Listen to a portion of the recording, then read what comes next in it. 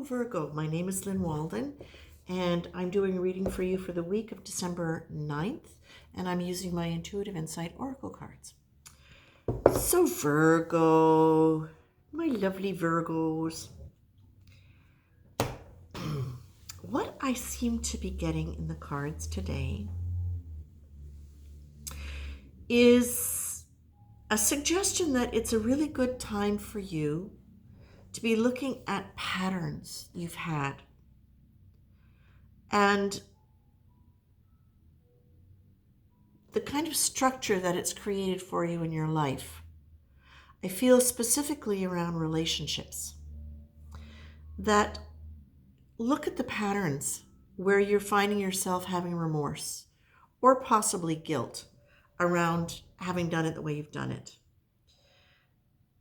And I'm not sure, but this is ringing a bell from last week, but I don't remember what it was. I do remember saying I had a Virgo moon. I don't. I've got a Capricorn moon. Sorry about that. I got confused. But Earth, nonetheless. What I seem to be getting here for you is very much that. Look at the patterns. Because when I look back on it, when I look at this, what I'm getting a sense of is that some of the patterns that you have created in your life, you've created a structure, but within that structure, there seems to be almost, I won't say chaos exactly, but not stability, not security, in a way where you don't feel rooted and grounded. And that's really very important for a Virgo. So I would say emotionally, there is an element there. Look at some of those patterns, and then what do you want to do about that? What you're being told is be your own hero. And I think in terms of relationship, that's really relevant because so very often we tend to let the partner be the thing that we identify with as important and giving us that sense of security and grounding, rootedness. And for a Virgo, that is something that can create situations where we really end up resenting the partner who isn't as loyal, the partner who wants to be brighter than us. And I'm saying us because I'm reading as though I'm Virgo right now. But they can be the kind of thing where you're looking for a partner that is going to give you a sense of identity that anchors you into a sense of your own value and your own persona almost, that you kind of take that on. You experience yourself and those qualities vicariously through another person. That doesn't work. That does not work for very long. Not if it's a healthy relationship. Not if it's one where you're really exploring your own identity and growing your own selfness of who you are. So I feel as though what you're really being asked to do is look at what are the ideas, what are the attitudes, what are the old beliefs and behaviors that you have around that in relationship that you can let go of, that you can choose to say, that's it, I'm done with it. This is where you take responsibility for the choices that you make in who you choose, how you choose to identify yourself, the power you choose to embody in your beingness, the choices that you make for yourself, not for other people and not for what you think society is going to say is a good and positive thing. Now, I'm reading this as somebody who is in their 60s. And I know you'd never know. I know. And really, realistically, I'm really at the end of that phase of generation where it was obvious that a woman's value was directly linked to the personality and the persona, not personality, the persona, the success of their partner. And I say obviously because, of course, it still happens. We all still do that to some degree, where it's just that they are more our personal values now rather than societal ones that will determine our choices. So for those of you who are coming from, it doesn't really matter what age group you're coming from, what you're really being asked to look at is, are the choices that you are making around who you are with, who you choose to be with. And again, it's not necessarily always another human in a love relationship. It could be your friendship group. It could be your book club, your church community. It could be whatever, it could be your job. It could be whatever you are defining as valuable according to your own system of choices, where you are placing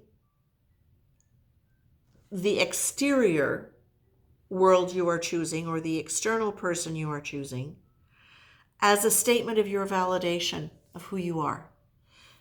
Look at your choices around that. Where do they come from? And do they really reflect what your true values are? And have you taken the time to really look at what your true values are? It's so important. And earth signs in general, so I am a Taurus with a Capricorn moon, God help me.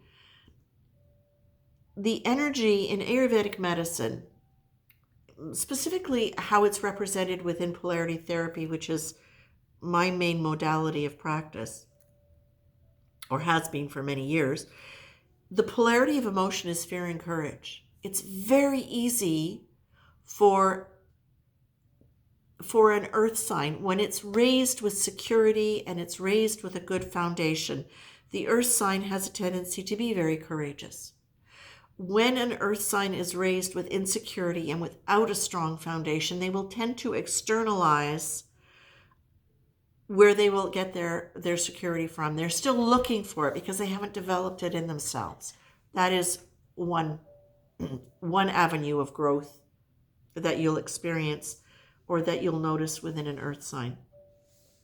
So don't beat yourself up if you have found yourself doing this. What you're being told now is you don't have to. Check in with your own values. You're enough.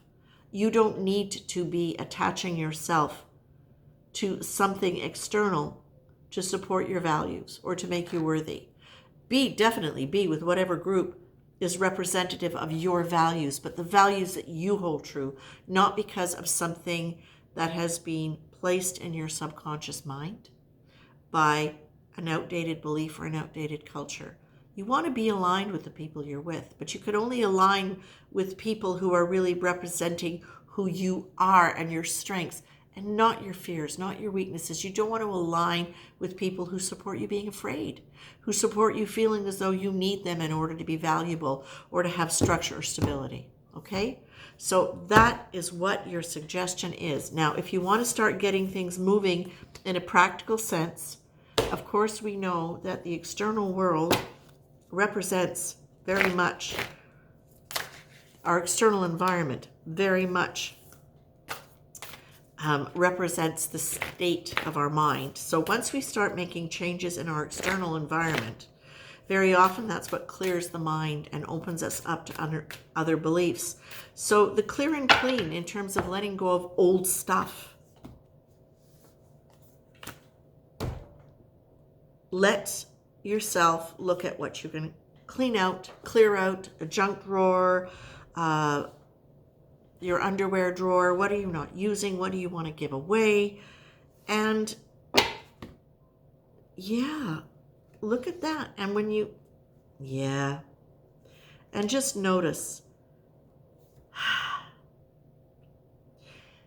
Virgo, get out of the clench.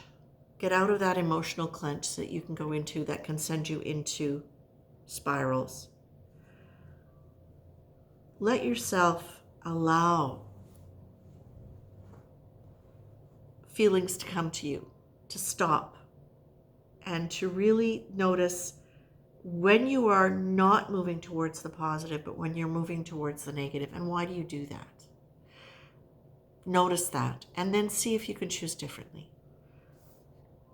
Virgo, this is potentially an amazing time of growth for you. Please, if you're interested in doing that, notice what you can get rid of emotionally in terms of beliefs that have influenced your choice and where they might have come from. One of the things that can help you in the process of this, because it can feel really heavy, one of the things that can help you stay in the process of this is gratitude. Gratitude is one of the most powerful frequencies you can be in. So take the time to let yourself feel gratitude. Feel it in your body.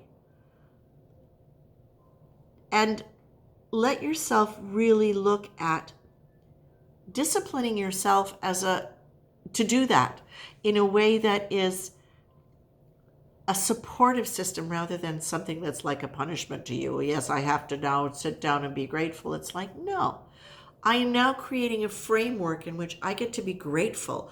I get to be grateful for the fact that I am now free to make my choices.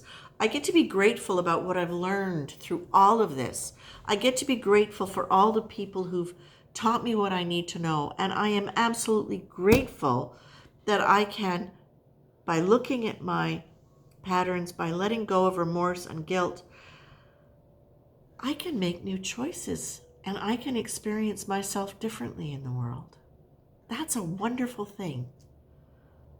But as Rick Hansen says, if you can't find the good around the situation that is really difficult, go for the low-hanging fruit. Feel grateful about the taste of your coffee. Feel grateful about the sunrise. Don't just feel grateful mentally, Virgo. Feel it. Let yourself feel. Okay? All right. Have a great week, Virgo. If you like this, if you found it helpful, I would really seriously appreciate a thumbs up or a subscription because that helps me move the channel forward and get to know more people. I appreciate you listening and I wish you a good week and I'll see you again. Bye. I hope I'll see you again. I'll be back. Bye.